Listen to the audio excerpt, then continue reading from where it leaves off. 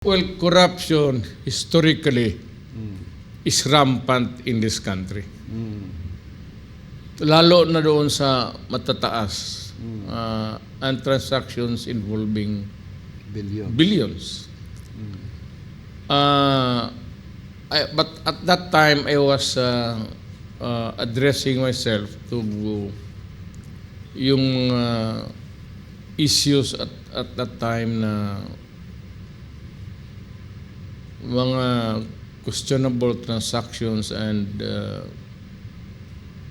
nakikita ko yung mga tao, yung mga nandyan sila palagi, they are a permanent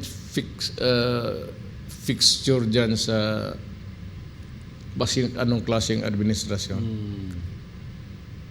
Nandyan sila palagi. So they make millions. Apparently, greed has no limits. So, kung baski anong administrasyon, pag magkapera lang sila and the wallow in wealth,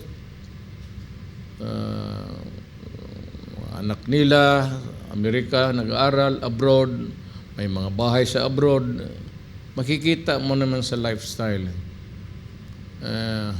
Even sa kotse, mga modelo yung mga Mercedes-Benz,